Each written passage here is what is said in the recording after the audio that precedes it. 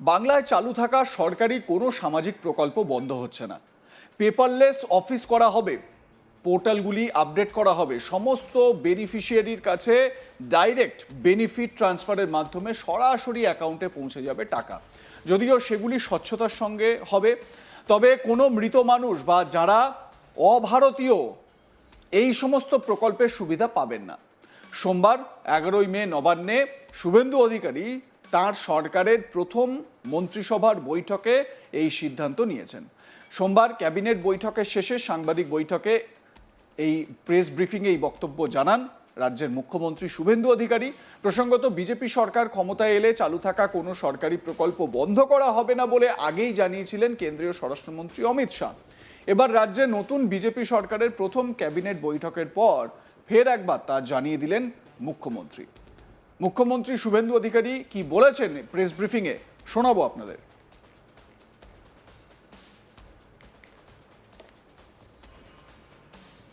আজকে প্রথম ক্যাবিনেটের মিটিং করেছি। কোনো চালু থাকা সামাজিক প্রকল্প বন্ধ হচ্ছে না। কোনো সামাজিক চালু থাকা প্রকল্প, এটা আমরা আমাদের কর্মসূচি প্রচারকালীনও বলেছি। কোনো চালু থাকা সামাজিক প্রকল্প সে 30 বছর আগের হতে পারে, 10 বছর আগের হতে পারে, কোনো সামাজিক প্রকল্প আমরা বন্ধ করছি না। আমরা পেপারলেস অফিসও করব।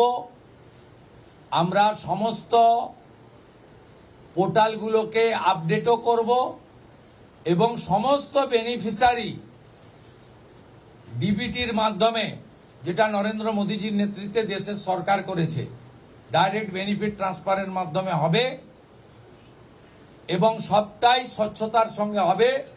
আপনার প্রশ্নের উত্তরে আমি পরিষ্কার বলে দিই, যে স্কিমটার কথা আপনি বলেছেন, আমি শুধু ওই স্কিমটা নয়, চালু থাকা কোনো সামাজিক কল্যাণকর কর্মসূচি বন্ধ এই সরকার করছে না।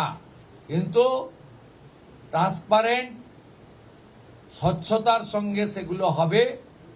কোনো মৃত ব্যক্তি তিনি কোনো সামাজিক প্রকল্পের সুযোগ পেতে পারেন না, আপনিও বলবেন না পাওয়া উচিত নয়।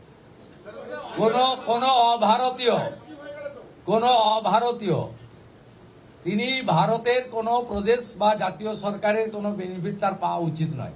অর্থাৎ আপনার প্রশ্নের মধ্যে আমার সব উত্তর আছে। সোমবার প্রথম ক্যাবিনেট বৈঠকে আরও বেশ কয়েকটি গুরুত্বপূর্ণ সিদ্ধান্ত নেওয়া হয়েছে বলে জানিয়েছেন মুখ্যমন্ত্রী শুভেন্দু অধিকারী।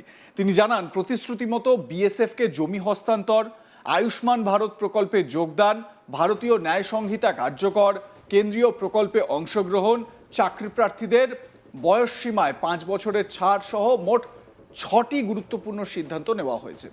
নবান্নে 1.5 ঘন্টার ক্যাবিনেট বৈঠক হয় এদিন। মুখ্যমন্ত্রীর কথায় দেশ ও রাজ্যের নিরাপত্তার স্বার্থে এবং সীমান্ত এলাকায় জনবিন্যাসের পরিবর্তনের বিষয়ে মাথায় রেখে স্বরাষ্ট্র দপ্তর এবং বিএসএফকে, স্বরাষ্ট্র মন্ত্রক এবং বিএসএফকে জমি হস্তান্তরের প্রক্রিয়ায় ছাড়পত্র দেওয়া হয়েছে। তিনি জানান, আগামী 45 দিনের মধ্যে ভূমি দপ্তর জমি হস্তান্তরের কাজ সম্পূর্ণ করবে। প্রথম ক্যাবিনেট বৈঠকেই আয়ুষ্মান ভারত প্রকল্পে যোগ দেওয়ার সিদ্ধান্ত নিয়েছে পশ্চিমবঙ্গ সরকার। শুভেন্দু জানান, কেন্দ্রীয় স্বাস্থ্য মন্ত্রকের সঙ্গে দ্রুত চুক্তি সম্পন্ন হবে। পাশাপাশি প্রধানমন্ত্রী জন আরোগ্য, তারপরে বেটি বাঁচাও বেটি পড়াও, উজ্জ্বলা যোজনা, বিশ্বকর্মা যোজনার মতো কেন্দ্রীয় প্রকল্পেও রাজ্য যুক্ত হবে। তার দাবি, আগের সরকার প্রায় 8.65 লক্ষ বিশ্বকর্মা যোজনার আবেদন আটকে রেখেছিল। নতুন সরকার দ্রুত সেই প্রক্রিয়া সম্পূর্ণ করবে। উজ্জ্বলা প্রকল্প নিয়েও বড় ঘোষণা করেন মুখ্যমন্ত্রী। তিনি জানান, বাংলার জন্য উজ্জ্বলা 3 প্রকল্পে আরও 15 লক্ষ কোটার সুযোগ রয়েছে। হাতের কাজের সঙ্গে যুক্ত কামার, কুমোর, তাঁতি ও স্বর্ণকারদের জন্য কেন্দ্রীয় প্রকল্পের সুবিধা পৌঁছে দেওয়ার আশ্বাস দেন তিনি। প্রশাসনিক ক্ষেত্রেও বড় পরিবর্তনের ইঙ্গিত দিয়েছে নতুন সরকার। শুভেন্দু জানান, এতদিন রাজ্যের আইএএস, ডব্লিউবিসিএস আধিকারিকদের কেন্দ্রীয় প্রশিক্ষণে অংশ নিতে দেওয়া হতো না, এখন থেকে সেই বাধা থাকবে না। এদিন পশ্চিমবঙ্গে ভারতীয় ন্যায় সংহিতা বা বিএনএস কার্যকর করার সিদ্ধান্তও ঘোষণা করেন তিনি। তার অভিযোগ, এতদিন পুরনো আইপিসি এবং সিআরপিসি চালানো হচ্ছিল, সোমবার মুখ্যমন্ত্রী জানান, চাকরি প্রার্থীদের জন্য গুরুত্বপূর্ণ সিদ্ধান্ত নেওয়া হয়েছে। শুভেন্দু বলেন, অমিত শাহ রায়দিঘি থেকে বলেছিলেন 2015 সালের পর রাজ্যে কোনো রিক্রুটমেন্ট হয়নি। সরকারি চাকরির আবেদনের সর্বোচ্চ বয়সসীমা 5 বছর বাড়ানো হয়েছে। মন্ত্রিসভা তাতে অনুমোদন দিয়েছে। শোনাবো মুখ্যমন্ত্রীর ঘোষণা। পশ্চিমবঙ্গের সুরক্ষার প্রশ্ন এবং যেভাবে জনবিন্যাস বদলে গেছে, আজকে আমরা প্রথম দিনই আমরা কেন্দ্রীয় স্বরাষ্ট্র দপ্তর তথা বিএসএফ এর সীমান্ত সুরক্ষিত করার জন্য জমি ট্রান্সফার প্রক্রিয়া আমরা আজকে অনুমোদন দিলাম এবং আজ থেকেই ল্যান্ড ট্রান্সফার প্রক্রিয়া শুরু হবে।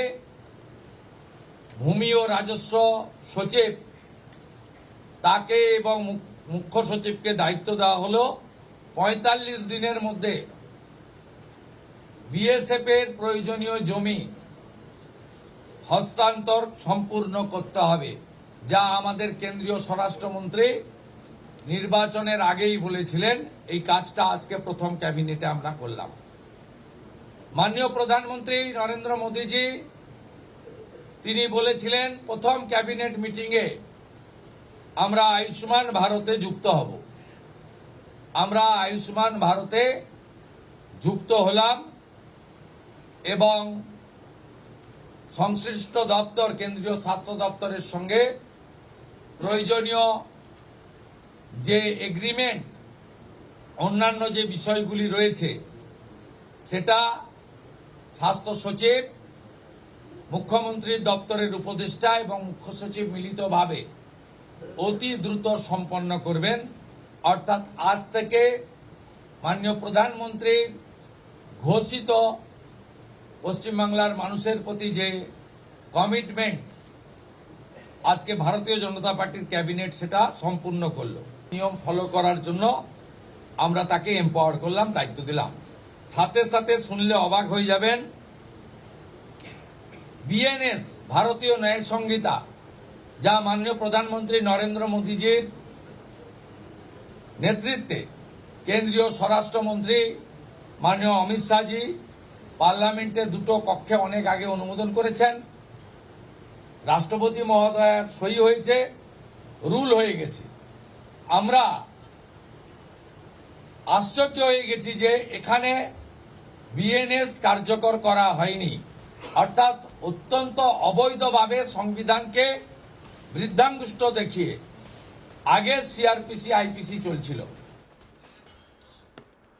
আপনাদের মতামত জানাতে থাকুন, দেখতে থাকুন আজ তাক বাংলা। সাবস্ক্রাইব করুন আমাদের ইউটিউব চ্যানেলটি।